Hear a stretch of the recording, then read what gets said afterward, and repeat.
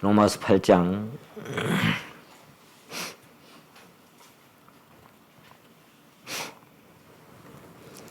28절에서 30절까지 말씀만 로마서 8장 28절에서 30절까지 말씀 제가 읽겠습니다. 성도 여러분 눈으로 따라 읽어주시면 되겠습니다.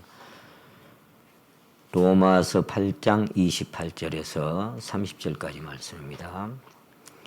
우리가 알거니와 하나님을 사랑하는 자, 곧 그 뜻대로 부르심을 입은 자들에게는 모든 것이 합력하여 선을 이루느니라. 하나님이 미리 아신 자들로 또한 그 아들의 형상을 본받게 하기 위하여 미리 정하셨으니 이는 그로 많은 형제 중에서 맏아들이 되게 하려 하심이니라. 또 미리 정하신 그들을 또한 부르시고 부르신 그들을 또한 의롭다 하시고 의롭다 하신 그들을 또한 영화롭게 하셨느니라. 아멘. 오늘은 여기 칠판에 적힌 대로 영화롭게라는 그런 주제를 가지고 하나님 말씀을 함께 나눠보려고 합니다.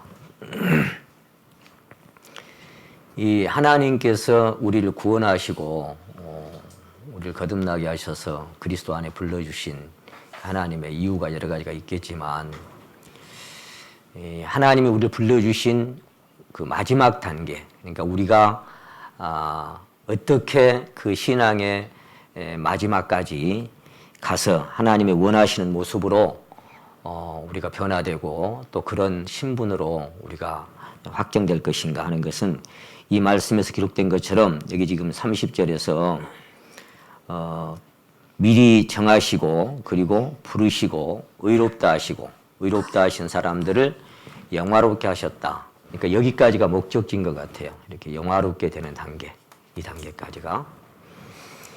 근데 저도 하나님의 영광에 대해서는 많이 이렇게 찾아보고 또 생각을 해봤습니다만은 이 말씀이 어느 날 이렇게 눈에 딱 들어오는데 마음에서 이 영화롭게 하셨다. 이 말씀이 도대체 뭘 의미하고 있을까? 그런 생각이 캐션이 딱 찍혔습니다. 그리고는 그 영화롭게라고 하는 이 단어가 가진 의미를 쭉 이제 살펴보고 찾아봤을 때 참 너무나 놀라운 단어라는 것을 알게 됐습니다. 그래서 우리 성도님들과 함께 이 영화롭게 된다는 것이 어떤 상태인가를 같이 한번 살펴보려고 합니다. 우리가 어떤 내 신분이 어떤 신분인지를 딱 자각할 때 그 신분에 맞는 삶을 살아갈 수 있는 것 같습니다. 그래서 그 내 신분이 어떤 신분인지를 아는 것, 빌립보 3장에 기록된 것처럼 오직 우리의 시민권은 하늘에 있는지라 거기로서 구원하는 자고 주 예수를 기다리노니 그가 만물을 자기에게 복종케 하실 수 있는 자의 역사로 우리 낮은 몸을 자기 영광의 몸의 형체와 같이 변케 하실 것이다. 그게 마지막 소망이지요. 근데 거기까지를 바라보고 그것을 기다리면서 살아가는 것이 우리 성도들의 꿈이 아닌가. 그래서 나의 놀라운 꿈, 아까 우리 찬양을 드렸습니다마는 정령 이루어져 우리 주님을 배움는 그 순간까지가 우리 인생의 마지막 꿈과 소망이 이루어지는 순간이다. 저는 그렇게 생각합니다. 이 영화롭다라고 하는 이 말이 우리나라 말에는 그냥 그 한자로, 저는 한자 성경을 보기 때문에 영화 영자를 쓰고 빛날 화자를 써서 영화롭다 이렇게 되어 있습니다. 근데 이게 이제 원어를 찾아보니까요, 카보드라고 하는 그 히브리어하고 또 이제 카베드라고도 하는 이제 동사도 있는데요. 그런데 헬라어 독사저라고 하는 이 단어들을 다 종합을 해가지고 거기서 나타나는 이 영화라고 하는 그 원뜻을 찾아보니까 이렇게 되어 있어요. 아마 이해를 하고 이제 들으셔야 이 영화롭다가 어떤 의미인지를 알 것 같습니다. 우선은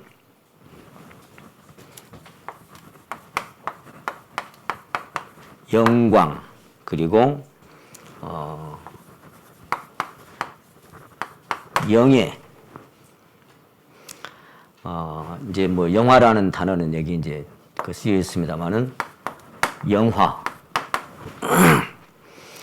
근데 이제 동사에 가서는 뭐라고 이렇게 되어 있는 거 하니까 이렇게 되어 있더라고요. 찬양하다. 그리고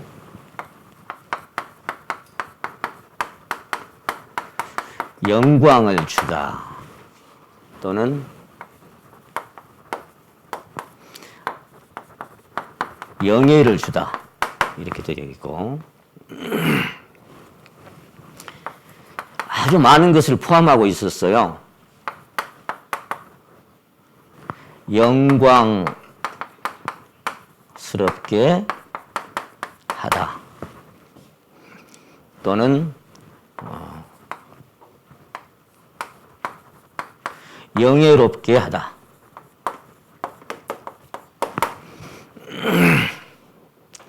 그런가 하면 이제 이 빛날 화자잖아요. 그러니까 이렇게도 되어 있어요. 빛나게 하다. 이런 뜻도 갖고 있고요. 그리고 이제 똑같은 단어겠습니다만은 찬란하게 하다. 이렇게 되어 있습니다. 그리고 또 이런 의미도 갖고 있었어요. 아름답게 하다. 이런 뜻도 갖고 있고요. 그런가 하면 귀하게 하다 또는 존귀하게 하다. 또 다른 그 풀이로 이렇게 되어 있어요. 아름답게 하다.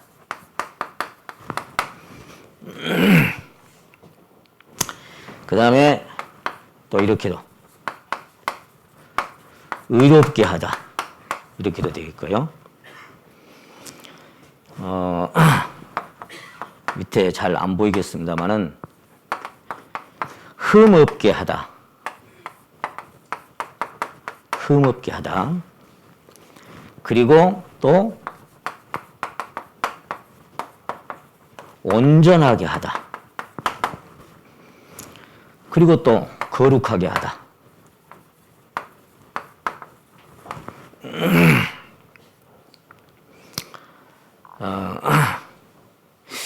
이런 많은 그 의미를 담고 있는 것이 이게 이제 영화롭게 하다라는 그 원 뜻 안에 그 히브리나 헬라어 단어 안에 들어있는 것들입니다.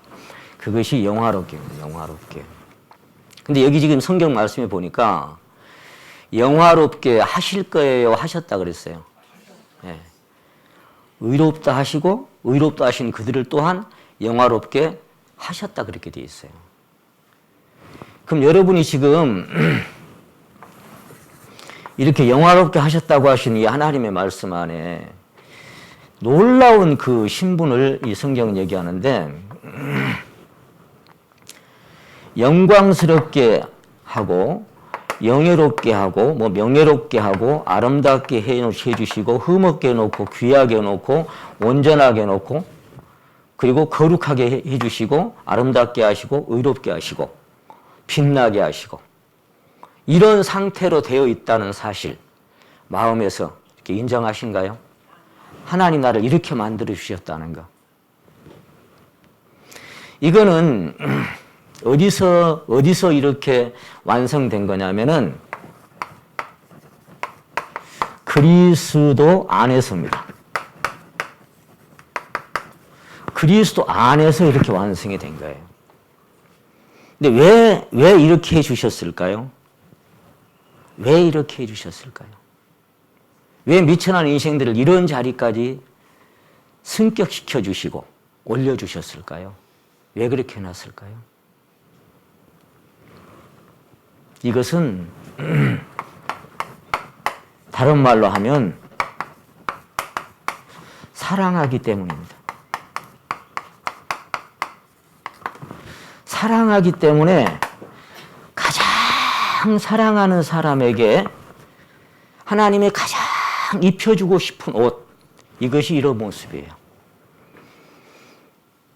가장 가장 사랑하셔서 천년도 만년도 아닌 영원히 함께 살아야 하는 사람이기 때문에 이렇게 입혀주신 거예요. 이렇게 만들어주신 거예요. 그러니까 이것은 뭐냐면은 이 전체가 보면은 다른 말로 하면은 그분의 본성입니다. 그분의 생명이 여기 지금 거룩하고 찬란하고 존귀하고 온전하고 흠이 없고 빛나고 영광스럽고 이게 그분의 생명이에요. 그분의 생명의 특징, 그분의 본성의 생명의 특성이 이런 모습인 거예요. 그러니까 그분과 함께 영원히 살려면 우리가 그분과 결합해서 그런 존재가 돼야만이 그분과 영원히 살 수가 있는 거예요. 그래서 사랑 안에서 은혜 안에서 우리를 그렇게 만들어 주신 겁니다.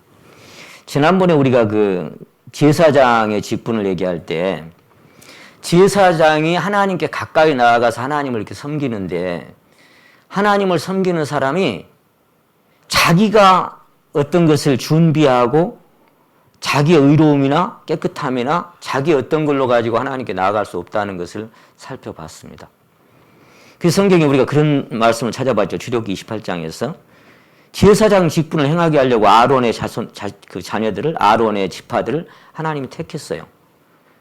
그러니까 택한 것도 하나님이 택하시고 그리고 부르신 것도 그들을 불렀어요. 하나님이 부르시고 그리고 나서 어떻게 했어요? 그들을 데려다가 다른 사람들 시키는 겁니다.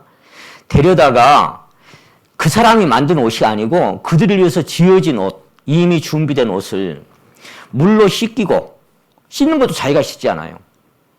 씻기고 그리고 속옷부터 겉옷까지 자기가 맞는 거 하나도 없어요. 다 짜여진 것으로 그에게 그냥 입혀주는 거예요. 그리고 귓불이나 뭐 손가락에 피를 바르고 그러기 위해서는 짐승이 죽었죠. 그리고는 그렇게 다 입혀주고 피를 발라서 그렇게 해주고는 그 다음에 뭐라고 되어 있는가 하면 그렇게 되어 있어요. 그들을 영화롭고 아름답고 거룩하게 할지니라. 그게 뭐냐? 그들의 행위로가 아니라 하나님이 그 입혀주신 그 옷으로 말미암아 하나님이 지어서 하나님이 감싸주신 그 옷으로 말미암아 영화롭고 아름답고 거룩하게 할지니라. 그래야 나에게 와서 나를 섬길 수 있다. 그렇게 말씀하신 거예요.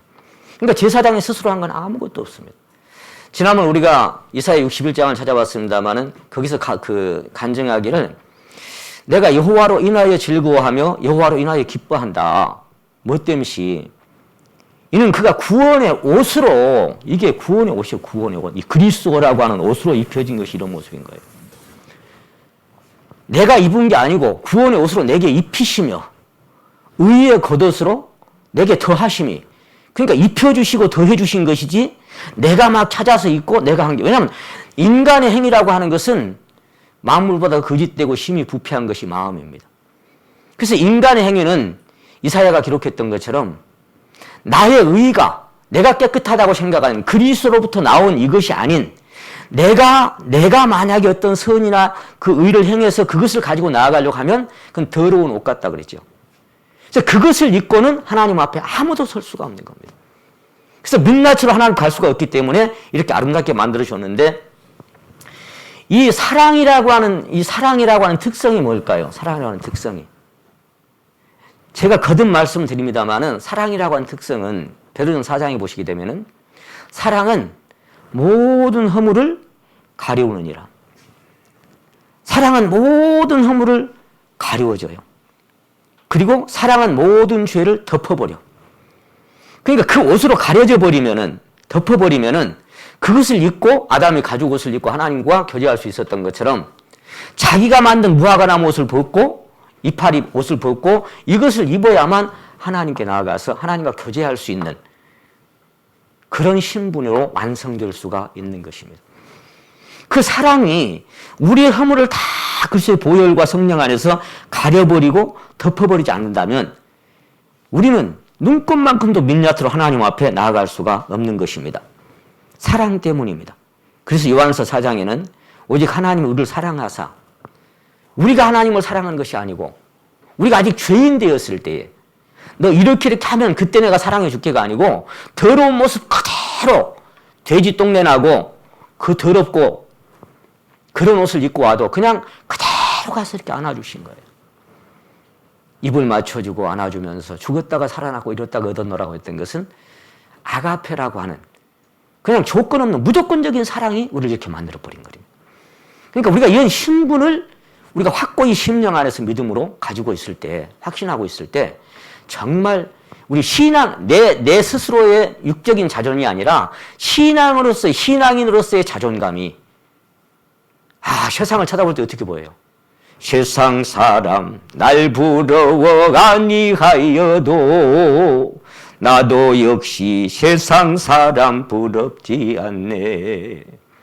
하나님의 크신 은혜 생각할 때에 할렐루야 찬송이 저절로 나네. 그럴 수밖에 없는 거예요.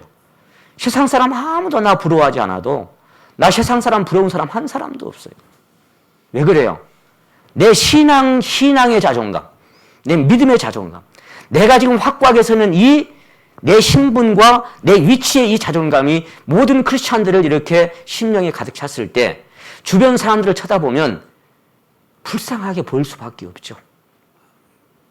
그 불쌍하게 보이니까 너도 이 자리에 와달라고, 너도 이 자리에 와보라고, 너도 이 사랑을 한번 맛보라고. 이게 하나님의 선하심입니다. 하나님의 선하심을 맛보한다고 하는 것은 내 안에 그것을 경험하고 살아가는 거예요. 심령 안에 누리고 살아가는 거죠. 그래서 갈라디아 2장 20절에는 나를 사랑하사 나를 위하여. 우리가 언제 요청한 적이 있냐고요. 이건 무조건적인 사랑인 거예요.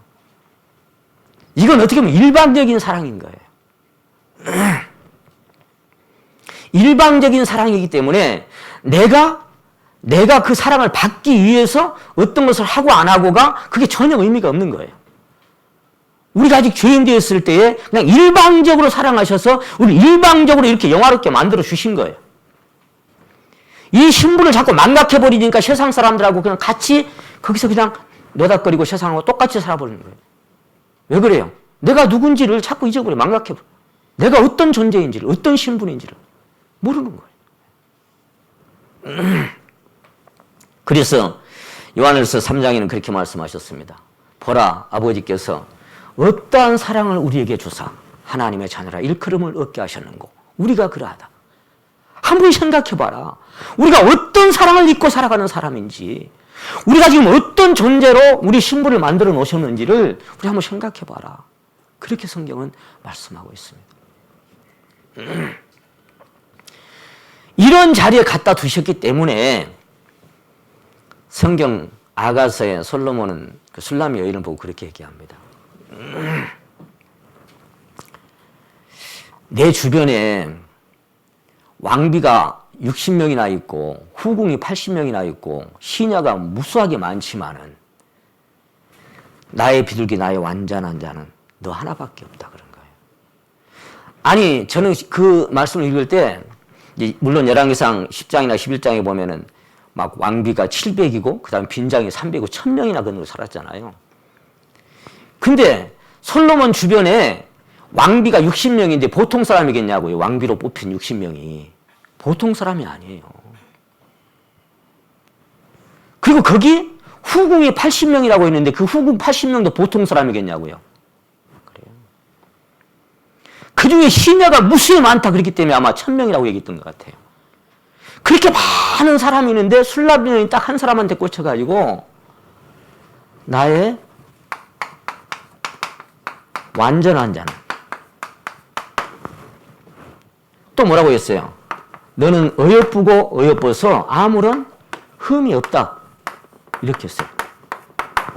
그래서 이것은 그렇게 많은 사람이 옆에 있지만 너 하나뿐이다. 그래서 하나뿐이다. 바로 이 자리인 거예요. 그래서 나중에 최종적으로 주님이 오셔가지고 우리를 불러가실 나팔 소리 날 때 그때 뭐예요? 하나님의 나팔 소리 천지 진동할 때 그때 나의 사랑하는 자가 내게 말하여 이르기를 나의 사랑, 나의 어여쁜 자야. 참 참 저는 그 말씀을 이렇게 묵상할 때 아가서 2장 10절 말씀인데요. 주님이 나한테 그렇게 부르시고 나를 나의 사랑 나의 어여쁜 자야. 일어나서 함께 가자. 여러분 스스로가 그렇게 느껴집니까? 주님이 여러분을 보실 때 이렇게 완전한 자라고 아무 흠이 없다라고.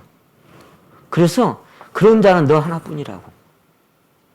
그리고 눈으로 한 번 딱 봤는데 하나님의 마음이 다 빼앗길 정도가 돼버리니까 이렇게 찬란하고 귀하고 존귀하고 완전하고 거룩하고 아름답고 찬란하고 영광스러운 거예요. 그런 신분으로 우리를 만들어 놨어요. 이것이 오늘 제가 제목으로 정한 영화롭게라고 하는 이 말씀 안에 다 포함된 겁니다.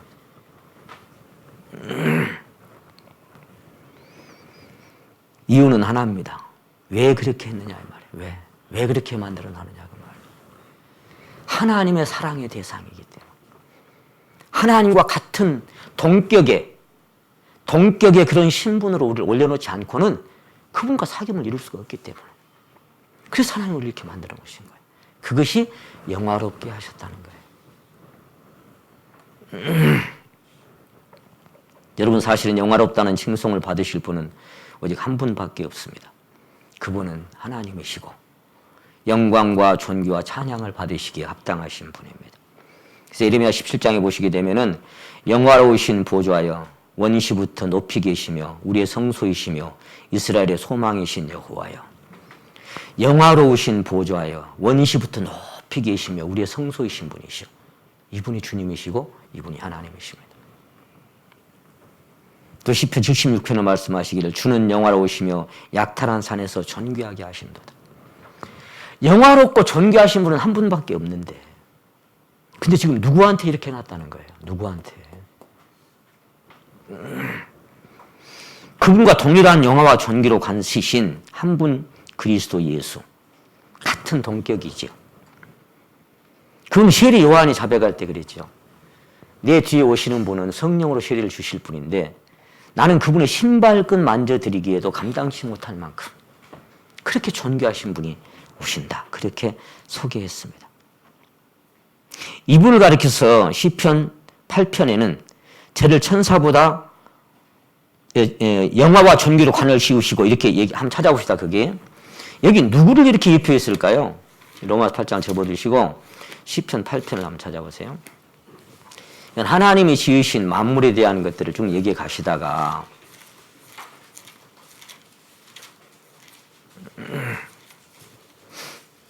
시편 8편 1절에 보시면 여호와 우리 주여 주의 이름이 온 땅에 어찌 그리 아름다운지요.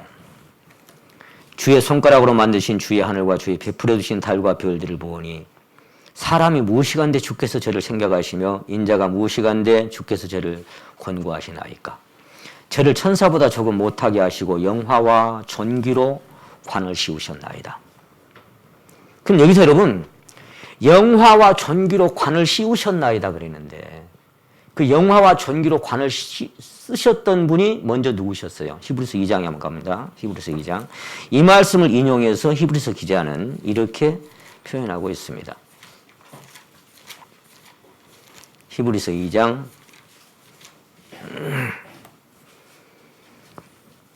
자, 먼저 그 1장 14절에 보시면은 이렇게 표현하셨죠. 이렇게 말씀하셨죠. 1장 14절에 모든 천사들은 부리는 영으로서 구원 얻을 후사들을 위하여 섬기라고 보내심이 아니냐. 그러니까 천사는 그 등급이 하인이죠. 그러니까 구원받은 사람들을 섬기라고 보낸 종들이에요. 그 신분 자체가. 근데 주님은 어떻게 되셨는가 하니까 9절에 보십니다. 2장 9절입니다. 이제. 오직 우리가 천사들보다 잠깐 동안 어떻게 됐어요? 못하게 하심을 입은 자, 곧 누구를 얘기하는 거예요? 곧 죽음의 고난 받으심을 인하여 영광과 존귀로 관쓰신 예수를 보니. 아까 시편에 기록된 이 8편에 기록된 말씀을 인용한 겁니다. 이것이. 천사들은 하나님 편에서 볼 때 그 등급이 가장 낮은 구원받은 사람들은 하나님의 자녀니까. 그래서 그들을 섬기라고 보낸 종들이고 하인들인데 주님은 어느 자리에 오셔버렸느냐? 우리를 자기와 똑같은 이 등급에 승격시키기 위해서 바로 그 천사보다 못하게 하심을 입은 그 자리에 오신 거예요. 우리와 똑같은 혈육을 입으시고 우리와 똑같은 사람의 모양을 가지시고 이 세상에 오셨습니다. 천사보다 못한, 그 종들보다 못한, 그 하인들보다 못한 잠깐 동안 거기에 오신 거예요. 왜 그래요? 우리를 그 자리에 올려놓으시려고. 우리는 죄 때문에 하나님 앞에 그 자리에 도무지 다다를 수 없는 인생들인데 우리 모두와 똑같은 등급으로 하나님 우리를 불러주시기 위해서 주님이 이 세상에 오신 겁니다. 그것 때문에 영화와 존귀로 관을 씌우신 분이 우리 주님이십니다. 전능자 하나님과 그분의 독생자 예수 그리스도, 그분은 창세 전부터 그 영화와 영광을 함께 공유하며 빛과 사랑에 충만한 곳에서 통치하고 사셨습니다. 그게 요한복음 17장입니다. 가봅니다. 안 내려오셔도 하나도 부족함이 없어요. 다만 신부가 없었기 때문에 신부 찾으러 오신 거죠. 17장 1절, 예수께서 이 말씀을 하시고 눈을 들어 하늘을 우러러 가라사대 아버지여 때가 이르렀사오니 아들을 영화롭게 하사 아들로 아버지를 영화롭게 하옵소서. 자, 그러면 그때까지는 영화롭지 않았다는 거예요? 안 그래요. 원래 영화로운 자리에 계셨는데 이제 아들을 영화롭게 해서 아들로 아버지를 영화롭게 하옵소서. 이제 이렇게 말씀을 하고 있습니다. 그 4절에 가서 한번 보십니다. 4절. 아버지께서 내게 하라고 주신 일을 내가 이루어 아버지를 이 세상에서 영화롭게 하였사오니. 원래 영화로우신 분인데 다 영화롭게 되시려고. 5절에 봅니다. 아버지여 창세 전에 내가 아버지와 함께 가졌던 영화로서 지금도 아버지와 함께 나를 영화롭게 하옵소서. 언제부터 영화로웠다는 거예요? 창세 전부터. 이분은 창세 전부터, 창세 전에 아버지와 함께 누렸던 영화가 이 영화예요. 그러니까 이곳이 어딘 것 같아요? 천국이에요, 천국. 그리스도 아니고 그분의 나라예요. 그분의 나라가 이런 나라예요. 이런 나라. 영광스럽고 영예롭고 빛나고 찬란하고 그리고 아름답고 흠이 없고 귀하고 온전하고 존귀하고 거룩하고 아름답고, 이것이 그 나라예요. 그 나라. 그러니까 아버지와 아들이 함께 창세 전부터 누렸던 영화가 바로 이 영화예요. 그런데 그것을 버렸어요. 그것을 다 버려버리고 내려오신 거예요.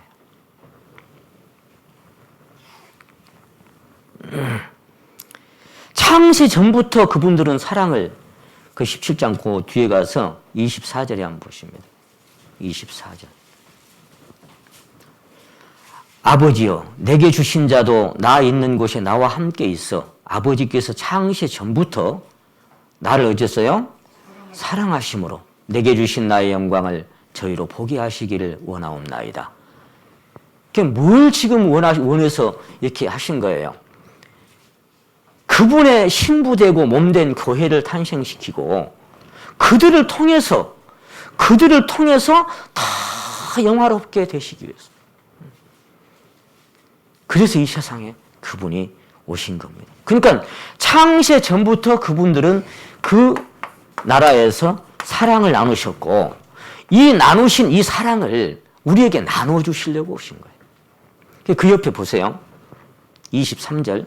곧 내가 저희 안에 아버지께서 내 안에 계셔 저희로 온전함을 이루어 하나가 되게 하려 함은 아버지께서 나를 보내신 것과 또 나를 사랑하심 같이 저희도 사랑하신 것을 세상으로 알게 하려 함이라.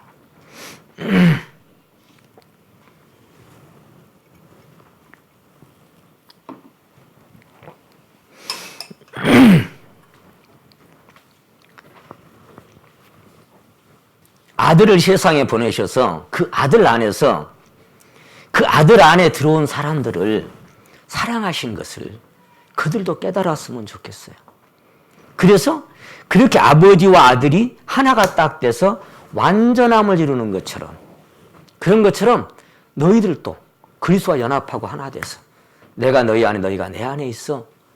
그 안에서 완전한 모습이 되게 하기 위해서. 왜? 그래야 영원히 함께 살지. 저는 지난번에도 아가서를 말씀드릴 때 같은 말씀 드렸습니다만, 만약에 이 완전한 자라고 하는 거, 흠이 없다고 하는 거, 너 하나밖에 없다고 하는 그런 사람, 신랑과 신부의 모습이 이렇게 완벽한 모습으로 연합될 때만이 천국은 영원히 만약에 뭐 세상에 그런 말 있잖아. 2%가 부족하다 뭐 그런 말도 있잖아. 조금이라도 이 분필가루 하나만큼이라도 부족한 점이 보인다. 그러면 어떻게 같이 살아요? 그것도 영원히 안 돼요. 근데 세상은 그럴 만한 대상도 없고 그럴 만한 완벽한 부부도 없습니다. 그런 완벽할 만한 사랑도 없습니다. 모두가 다 흠이 있고 죄 많은 인생들이기 때문에. 근데 적어도 하나님의 신부로 영원히 함께 살려면 당연히 이래야 돼요. 전혀 아무런 흠이 없어야 돼요. 그래야 영원히 살 수가 있는 거예요. 아무리 지나도 사랑밖에 없어요. 천만년이, 제가 그 찬양을 참 좋아합니다. 지나간다 해도 영원 무궁한 그곳에는 하나님의 사랑만 가득한 곳입니다. 다른 어떤 것도 거기에 접근할 수가 없어요. 우리가 그 안에 있다면 우리가 똑같은 그 영화의 신분을 가지고 그 영화로운 신분으로 지금 아버지 앞에 우리가 있는 것입니다. 창세 전부터, 그래서 13절에 보시면은 이렇게 되어 있어요. 지금 내가 아버지께로 가오니 내가 세상에서 이 말을 하옵는 것은 저희로 내 기쁨을 저희 안에 충만히 가지게 함이니이다. 내가 아버지의 말씀을 저에게 주었사오며 세상이 죄를 미워하였사오나 이는 내가 세상에 속하지 아니한 같이 저희도 세상에 속하지 아니함을 인함이니이다.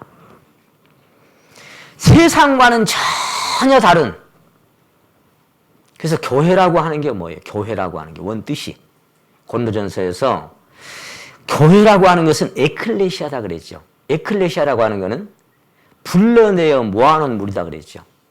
불러내서 구별된 무리가 에클레시아예요. 그 속에 나를 갖다 집어넣어 주신 거예요. 이 세상 사람은 이해할 수도 없고 생각지도 할 수도 없는 전혀 다른 위치에다가 우리를 승화시켜 주신 겁니다. 그렇게 올려주신 겁니다. 그래서 두 분은 창세전부터 가졌던 영화와 영광을 서로에게도 풍성하게 하기 위해서 하실 일이 바로 이 세상에 와서 우리를 구원하실 일입니다. 그리스도 안에서 택한 그분의 신부를 준비하셔서 그 영화를 나눠주시고 그 사랑을 나눠주시려고 세상에 오셨던 것입니다. 그래서 내 기쁨을, 내 평안을 그렇게 자꾸 말씀하셨죠. 그렇게 온전함을 이루어서 하나님과 함께 거하는 사람들.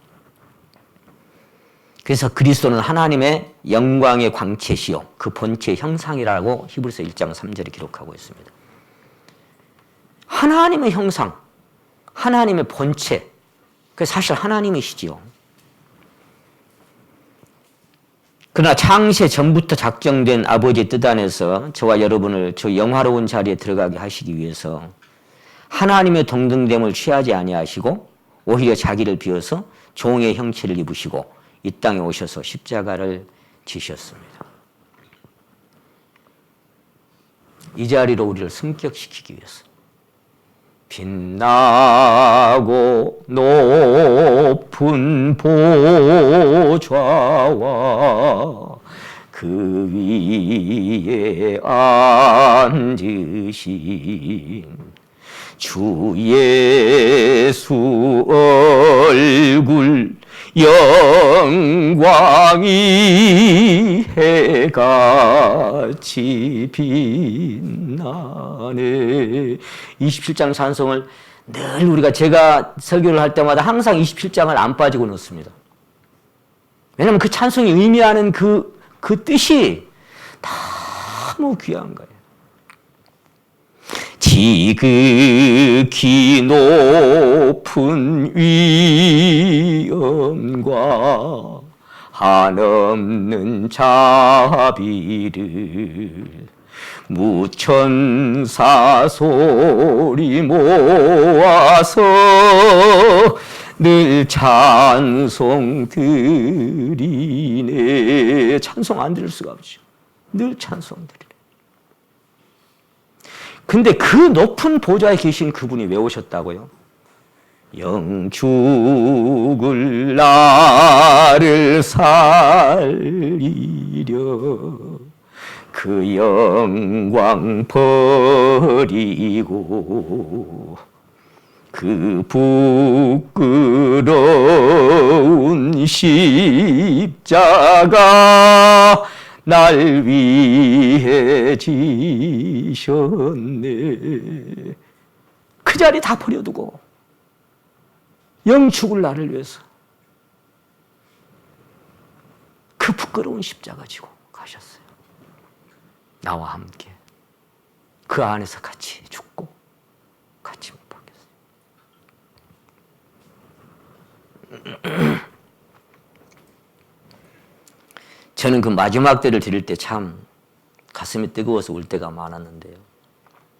주님의 보좌 있는데 천한 몸 이르러 그 영광 몸소 배울 때 내 기쁨 넘치리.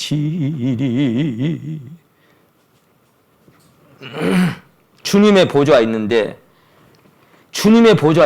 천한 몸이 이르렀어요, 여러분. 그 보좌가 있는 그 자리에 천한 몸이 거기 이르렀어요. 저는 그걸 두 가지로 봅니다. 하나는 아까 하나님의 나팔 소리 날 때 그때 실제가 될 것이고, 지금 우리는 영적으로 우리의 시민권은 하늘에 있는지라. 그리스도 안에서 함께 일으키사 함께 하늘에 앉히시고 그랬죠. 우리 영적 신분은 실제적으로 지금 여기다 갖다가 앉혀놓은 거예요. 그 주님의 보좌 있는데 천한 몸이 갔어요. 어떤 자리에? 이 영화롭고 영광스러운 그 자리에 저와 여러분을 갖다 앉혀두신 거예요. 아무런 흠 하나도 눈꼽만도 찾아볼 수 없는 그 자리, 그 신분에 나를 승격시켜 주신 거예요. 여러분, 얼마나 우리 이 심령이 통등됨을 취하지 아니하시고 이 세상에 오셔서 나를 그 자리에, 저와 여러분을 그 자리에 올려주신 겁니다. 하나님이 미리 아신 자들, 아까 본문 말씀입니다. 또한 그 아들의 형상을 본받게 하기 위하여, 그분하고 똑같은 위치, 똑같은 형상, 그 형상으로 이르러서 영광으로 영광에 이르게 하시기 위해서, 그건 주의 영으로 말미암아 그렇게 미리 정하셨습니다. 거기 미리란 말씀이 참 많이 나와요. 미리 아신 자들로 미리 정하셨으니, 미리 정하신 그들을 또한 부르시고, 부르신 그들을 또한 의롭다 하시고, 의롭다 하신 그들을 또한 영화롭게 하셨느니라. 미리 다 정해놨다. 내가 온 것 같지만 주님 불러서 우리를 그 자리에 갖다 두신 겁니다. 과거 완료입니다. 이미 그렇게 완성시켜 놓으셨다는 겁니다. 그리스도 안에서 하늘에 속한 모든 신령한 복으로 복 주실 것이 아니고 복 주시고 하나님의 충만하신 것으로 충만하게 하셨어요, 이미. 여러분, 이것을 창세 전부터 예정하시고 작정하신 분이, 보라 처녀가 잉태하여 아들 낳을 것이요 그 이름을 임마누엘이라 하리라. 임마누엘, 이 뭐예요? 하나님이 같이 계신 그 자리예요. 구약으로 말하면 온 지구상에 한 군데밖에 없는 사방 5m 그 시은주 앞에, 그 은혜 받는 그 장소 안에 딱 한 사람만 1년에 잠깐만 방문할 수 있었던 그 자리에, 그 자리에 우리를 갖다 불러주신 겁니다. 그게 여러분과 저의 신분입니다.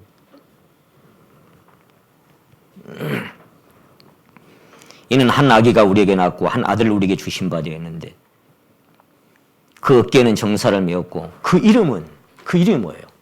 기묘자라, 모사라, 전능하신 하나님이라, 영존하신 아버지라, 평강의 왕이라.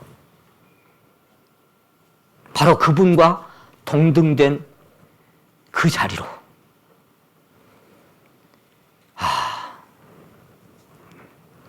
저는 이 말씀을 쭉 이렇게 준비하고 살피다가 몇 번이나 제 심령 안에서 감히라는 그런 단어가 자꾸 나오더라고요. 감히. 어떻게 감히 저 같은 것을. 어떻게 감히. 우리가 하나님의 사랑과 은혜와 긍휼을 깊이 깊이 경험함을 할수록 날아가는 존재가 얼마나 아무것도 아닌 존재인지를 그걸 계속 보게 됩니다. 그리고 그 사랑의 반면에 얼마나 큰 것인지를 계속 깨닫게 됩니다. 말씀이 육신이 되어 우리 가운데 거하시며 우리가 그의 영광을 보매 아버지 독생자의 영광이요 은혜가 진리가 충만하더라. 요한복음 1장에 말씀하셨죠. 그분 안에는 은혜와 진리가 충만해요. 부족할 게 아무것도 없어요. 거기다 우리가 뭐 더 할 게 없어요. 근데 17절에는 뭐라고 말씀하고 있습니까? 우리가 다 그의 충만한 데서 받으니 은혜에 위해 은혜로라. 은혜와 진리가 충만한데 그 충만한 것을 받았어요. 그러니까 또 가면 갈수록 은혜 위에 자꾸 은혜인 거예요. 그 은혜가 자꾸만. 이제껏 내가 산 것도 그냥 살아온 것 같지만 주님의 은혜요. 살아온 세월 돌아보니 그것도 은혜고 눈을 감고 조용히 생각을 해보니 지금까지 살아온 길 주님이 인도했네. 내 잘나 산 것 같지만 오늘 우리가 이렇게 살아가는 한순간순간 한 걸음 한 걸음 살아온 세월 주님의 은혜입니다. 주님의 사랑입니다. 주님의 긍휼입니다. 함께 일으키사 하나님 우편에 함께 앉혀주셨는데 그 자리가 뭐예요? 베드로전서 3장 22절에는 저는 하늘에 오르사 하나님 우편에 계시니 여러분 한번 따라해 보십니다. 천사들과 권세들과 능력들이 저에게 순복하느니라. 그 자리가 그런 자리예요. 이 자리가. 내 아버지는 만유보다 크심에 아무도 아버지 손에서 빼앗을 수 없느니라. 그 자리가 이 자리예요. 여기다 이 안에다 갖다 두셨는데 누가 뺏어가? 아무도 뺏어갈 수 없어요.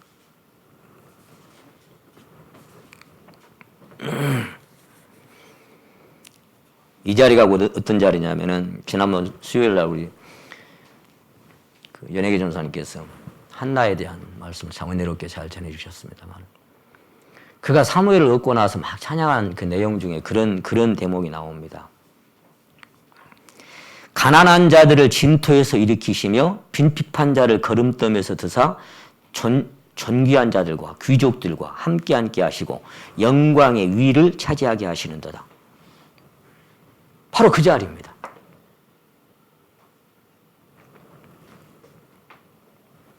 가난한 자들을 진토에서 일으키시고 빈핍한 자를 거름뜸이라고 표현했어요.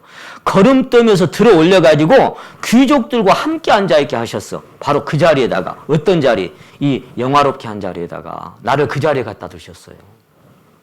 한나가 그렇게 노래하고 자백했습니다. 이걸 다른 성경에 찾아보니까 이렇게 되어 있어요. 가난한 자를 먼지에서 일으키시며 또 다른 성경에는 티끌에서 일으키시며 거지를 거름뜸에서 들어올리사 통치자들 중에 앉게 하시고 영광의 왕자를 상속받게 하셨도다. 이렇게 되어 있어요. 자, 여러분 먼지에서 일으켰다. 티끌에서 일으켜주셨다. 그러니까 자기 자신을 어떻게 보는 거예요? 아무것도 아닌 존재를, 먼지와 티끌인 나 같은 인생을 감히 그 자리에 올려놓으시려고 걸음떠면서 들어올리시고, 그렇게 표현했어요. 거지를 그렇게 표현했어요. 거지를 걸음떠면서 들어올리셔서 통치자 중에 앉게 하시고 영광의 왕자를 상속받게 하셨도다. 바로 그 자리가 오늘 이 설교 제목이 자리예요. 영화롭게 하신 자리. 이게 정말 여러분 가슴으로, 말이 아니라 가슴으로 느껴지면 항상 기뻐하라 범사에 감사하라가 나올 수밖에 없어요. 가슴이 벅차서. 여기에 뭐가 부족한 게 있을까요? 여기 뭐가 부족한 게 있을까요? 그의 충만한 데서 받으니 은혜 위에 또 은혜인데 뭐가 부족할 게 있을까요?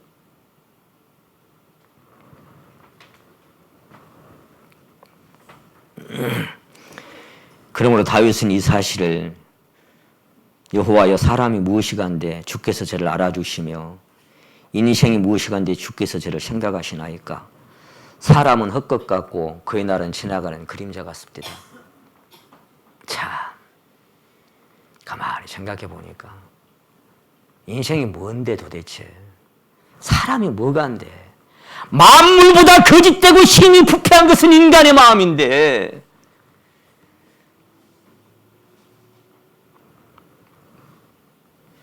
여러분 얼마 전에 우리 정화조가 고장 나가지고 우리 정여운 전사가 고생을 많이 했어요. 그러니까 우리 교회가 요 층중에 정화조 담당이래요. 갔다 오면 내게도 냄새가 풍길 만큼, 거기 들어갔다만 와도, 거기 몇 번 들어갔다 오더니 목사 한 번 들어갔다 오면 옷 빨아야 돼요. 냄새가 막 지독해요. 근데 딱 스쳐가는 말씀이 그때 그런 말씀이 스쳐갔어요. 만물보다 거짓되고 힘이 부패한 것은 마음인데, 정화조? 인간의 더러운 쓰레기통 같은, 쓰레기통이라면 더 깨끗하지. 인간의 이 마음에 비하면 거기는 깨끗한 거예요, 정화조는. 이 세상에 어떤 더러운 것보다 더 더러운 것이 인생의 마음이라고요. 그런 인생을 건져주셨기 때문에 다윗은 사람이 뭔데 도대체, 하나님의 인생이 무엇이간데 하나님 저를 생각해 주시고 저를 건져주시고 우리를 그 자리에 갔다가 앉게 도와주셨습니까? 어떻게 그런 은혜를 우리에게 베풀어 주셨습니까? 그래서 사무엘하 9장 8절에 보시면 요나단을 인하여 그 두 발이 다 절뚝발이가 뭘 하겠어요? 무비보셋이 진짜 거지죠. 아까 거지를 걸음떠면서 드셨다고 했던 것처럼 진짜 거지지요. 남에게 빌붙어서 그냥 한 술씩 얻어먹고 살아가는 그런 인생을, 왕이여 이 종이 무엇이간데 죽은 개 같은 나를 돌아보아 주셨습니까? 하나님 날 죽은 개 같은 인생입니다. 그는 이미 자기 자신의 신분을 자각하고 있었어요. 왜 그래요? 그 말 속에 다 들어있어요. 죽은 개 같은 인생인데. 여러분, 죽은 개는 그래도 몰라 쓸모가 있는지. 우린 어디다 쓸 거예요? 어디다 쓸 거예요? 참 비천한 인생들을 하나님 이런 자리로 심겨주셨어요. 만일 청와대에서 왕궁에서 누군가를 스카드해가지고 너 내 옆에 와서 이제 왕자들과 왕이 먹는 그 상에서 함께 먹고 마셔라. 그렇게 했을 때 그 자리가, 그 영광이 보통이겠습니까? 그러나 세상에서는 그까짓 거 몇 년짜리입니까? 근데 우리는 이 영원한 자리로 이것을 영원히 누릴 수 있도록 지극히 높으신 자의 성도들이 나라를 얻으리니, 다니엘이 그렇게 자백했죠. 한번 따라해 보십니다, 여러분. 그 누림이 영원하고 영원하리라. 바로 그 자리에 우리를 갖다 주셨어요. 저는 전에 이 영화라고 하는 단어에 대해서 이렇게 깊이 묵상하기 전에는 찬송가 231장입니까? 그런 대목이 나와요. 마지막 절에 영화롭게 시온 성문 들어가서 다닐 때 흰 옷 입고 황금길을 다니며 금거문고 맞추어서 새 노래를 부를 때 세상 고생 모두 잊어버리리. 찬양을 참 즐겨 드리는데요. 근데 거기서 영화롭게 시온 성문 들어가서 다닐 때, 이 영화롭게가 뭐지? 영화롭게가? 이 말씀 묵상하다 보니까요, 그게 확 열리는데, 그 찬송이. 그랬었구나. 그 영화로운 시온 성문은 바로 이런 곳이었구나. 그래서 우리를 들어 올려서 하늘의 장자들의 그 반열 속에, 하늘의 예루살렘에 거기다 앉혀주셨다. 히브리 기자가. 거기에 갖다 앉혀주셨어요. 비천한 인생들을. 그것은 누구 때문입니까? 요나단을 인하여 내가 내게, 네 잘나게 된 게 아니고, 네가 깨끗하고 네가 잘 살고 네가 어떻게, 그게 아니고 요나단을 인하여 내가 내게, 끝까지 요나단을 인하여. 우리는 그리스도로 인하여, 그분이 그 낮은 몸으로 세상에 오셔서 영 죽을 나를 살리시려고 그렇게 오신 것 때문에 우리는 이 존귀한 자리에 올려주신 것. 여러분, 우리 성도님들 한 분 한 분 다 너무 존귀한 분들입니다. 이 세상에 대통령 100개가 아니고 100사람 1000사람 갖다 놔도 안 바꿔요. 이 성도 한 사람하고 안 바꿔요. 얼마나 존귀한 사람들입니다. 그래서 고라자서는 이곳을 향해서 시편 84편 한번 잠깐 찾아보시죠. 시편 84편.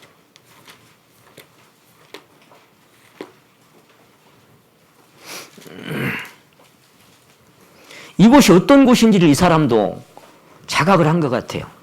깨달은 것 같아요. 그래서 1절에 만군의 여호와여, 주의 장막이 어찌 그리 사랑스러운지요. 내 영혼이 여호와의 공정을 사모하여 쇠약하며 내 마음과 육체가 생존하신 하나님께 부르짖나이다. 이 주님의 장중이, 이 하나님의 장중이 얼마나 아름답고 얼마나 내가 일평생 갈망하고 살아야 할 자리인지를 이 사람은 노래하고 있습니다. 그래서 그 3절에 보세요. 나의 왕 나의 하나님 만군의 여호와여, 주의 제단에서 참새도 제 집을 얻고 제비도 새끼들 보금자를 얻었나이다. 주의 집에 거하는 자가 복이 있나이다. 저희가 항상 주를 찬송하리이다. 주께 힘을 얻고 그 마음에 시온의 대로가 있는 자는 복이 있나이다. 저희는 눈물 골짜기로 통행할 때에 그곳으로 많은 셈이 곳이 되게 하며 이른비도 은택을 입히나이다. 저희는 힘을 얻고 더 얻어 나아가 시온에서 하나님 앞에 각기 나타나리이다. 만군의 하나님 여호와여, 내 기도를 들으소서. 야곱의 하나님이여, 귀를 기울이소서. 우리 방패신 하나님이여, 주의 기름 부신 자의 얼굴을 살펴보시옵소서. 자, 10절만 같이 한번 읽겠습니다. 시작. 주의 궁정에서 한 날이 다른 곳에서 첫날보다 나은지어 악인의 장막에 거함보다 내 하나님 문지기로 있는 것이 좋사오니. 아멘. 여러분, 1대 1000입니다. 1000대 1입니다.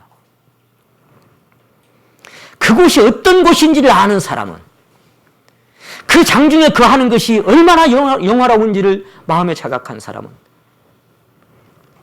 거기서 한 날 보내는 것이, 1시간만 보내도 다른 곳에서 첫날보다 나은 거예요. 이 세상 어떤 것보다도 여기서 단 하루를 지내는 것이, 이 주님의 장중에서 단 하루를 지내는 것이, 그게 가장 일생에 소중한 그런 시간인 것을.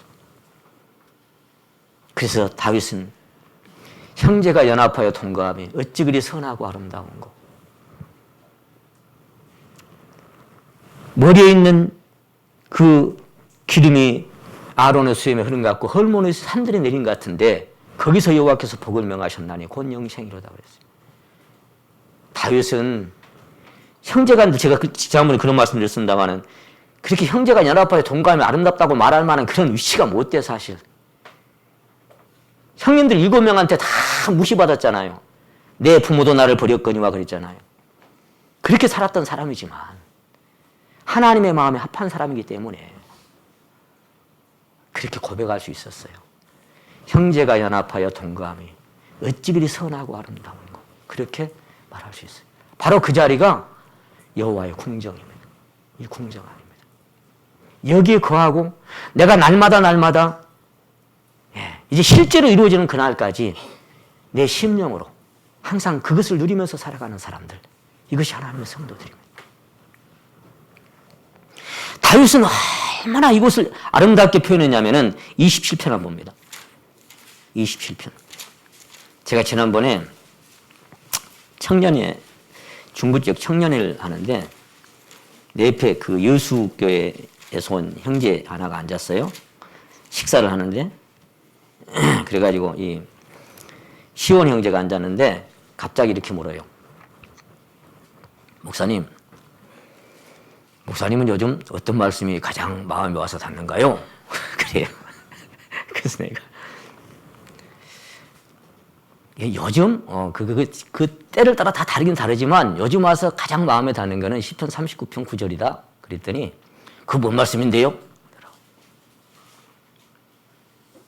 내가 잠잠하고 입을 열지 아니하오면 주께서 이를 행하신 연고니이다.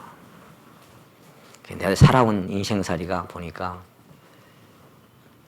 내가 막 이러쿵저러쿵 해도 원하는 자로 말미암도 아니고 다른 받기를 하는 자로 말미암도 아니고 긍휼히 여기시는 하나님으로 말미암아 살아왔더라고요. 그래서 내가 이 내게 주어진 모든 것들이 다 때로 힘들고 안타까울 때 있지만, 그러나 내가 입을 열지 않고 잠잠한 것은 여호와께서 이것을 행하셨으니까 내가 할 말 없다. 그랬더니 또 뭐라고 했냐면, 그래요, 그럴 것 같습니다. 그러면서 이제, 근데 목사님, 성경에서 가장 아름다운 구절을 찾으라면 어디를 찾으시겠습니까? 또 그렇게 묻는 거예요. 내가 시편 27편이다 그랬어요. 그랬더니 그건 뭔 말씀인데요? 찾아봐라. 그랬더니 찾아서 함께 읽었어요. 거기를 봅시다. 거기에 27편 4절. 내가 여호와께, 거기 5절까지를 같이 한번 읽어보실까요? 4절 5절을 시작. 내가 여호와께 청하였던 한 가지 일 곧 그것을 구하리니 곧 나로 내 생전에 여호와의 집에 거하며 여호와의 아름다움을 앙망하며 그 전에서 사모하게 하실 것이라. 여호와께서 환난 날에 나를 그 초막 속에 비밀히 지키시고 그 장막 은밀한 곳에 나를 숨기시며. 그리고는 제가 그 시온 형제한테 그랬어요. 가장 아름다운 자백이 있다면 나는 이것이라고 본다 그랬어요. 왕인데 뭐가 부족한 게 있겠어요? 뭐가? 근데 여러 가지 구하지 않고 딱 한 가지, 뭐 솔로몬은 지혜를 구했습니다만은 여호와께 내가 구하였던 이렇게 보니까 어때요? 내가 여호와께 청하였던 이렇게 보니까 그때 뭐 즉석에서 이렇게 한 게 아니고 오랫동안 이 꿈을 마음에 간직하고 살았던 것을 읽을 수 있어요. 청하였던 이렇게 보니까 그것도 두 가지 세 가지도 아니고 딱 한 가지. 뭘 청했어요? 뭘 청했어요? 곧 그것을 구하리니 나로 내 생전에 여호와의 집에 거하여 여호와의 아름다움을 앙망하여 그 전에서 사모하게 하실 것이라. 내가 딱 한 가지만 구하라면, 지금까지 구하였던 딱 한 가지가 있다면, 나는 이곳에서 살면서 내 하나님 계속 앙망하면서, 그러면서 그 아름다움에 내가 매료되고, 그리고 그분을 사모하고 사랑하는 내가 그렇게 살면 좋겠다. 지금까지 내가 하나님께 청하고 구하였던 것은 내 이 한 가지 내가 청하고 살아. 이것이 하나님의 마음에 합한 사람의 진실한 자백. 제가 이 말씀을 찾아서 우리 형제도 이런 자백을 갖기를 원한다 내가 그랬어요. 이걸 제가 다른 버전으로 좀 써놨어요. 현대어 성경이 이렇게 표현되어 있어요. 이 몸 여호와께 구하는 것은 하나, 주께 간절히 청하는 것은 오직 하나. 이 목숨 살아생전 여호와 우리 주님 성전에 살면서 여호와 우리 주님의 아름다움을 앙망하여 여호와 우리 주님을 기쁨으로 삼아 주님의 전에서 우리 주님만을 사모하게 하옵소서. 이렇게 돼 있어요.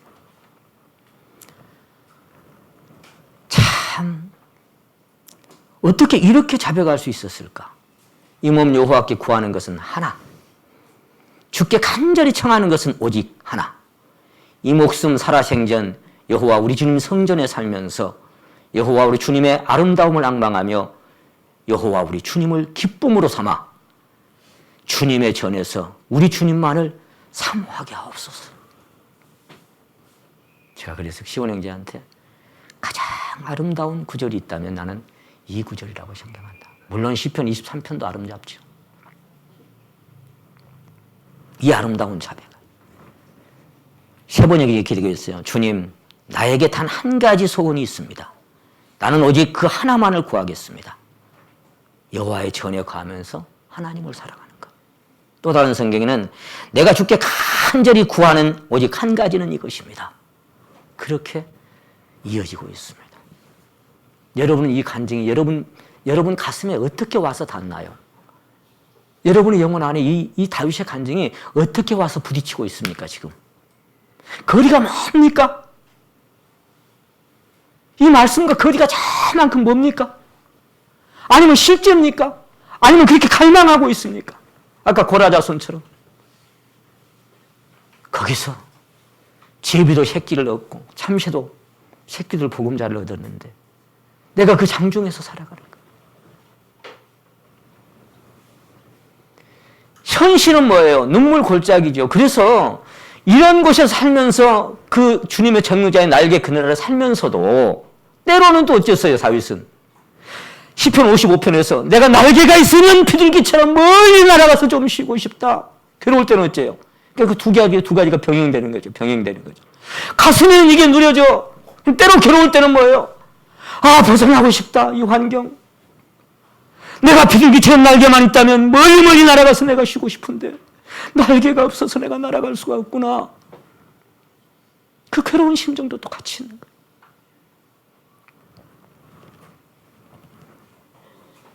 다윗은 그걸 알았습니다.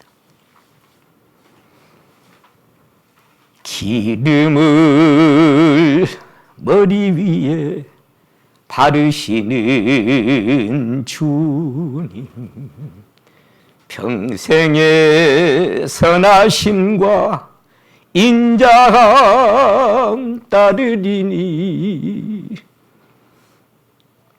나를 따라오는 것이 평생 선하고 인자함이 나를 따라오셨구나. 그리고 앞으로도 계속 그 선하고 인자하심이 나를 따라다닐 것을 알았어요. 내가 여호와의 집에 영원히 거하리로다. 그렇게 시편이 맞춰집니다.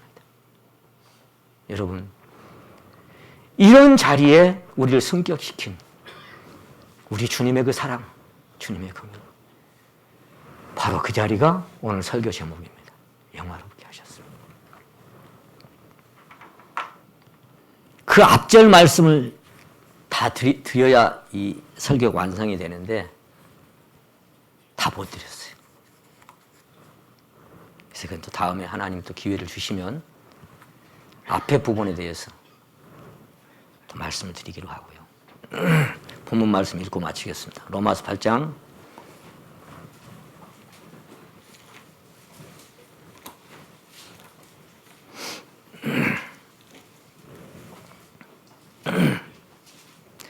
30절만 함께 읽으시고 기도드리고 마치도록 하겠습니다. 로마서 8장 30절입니다. 시작.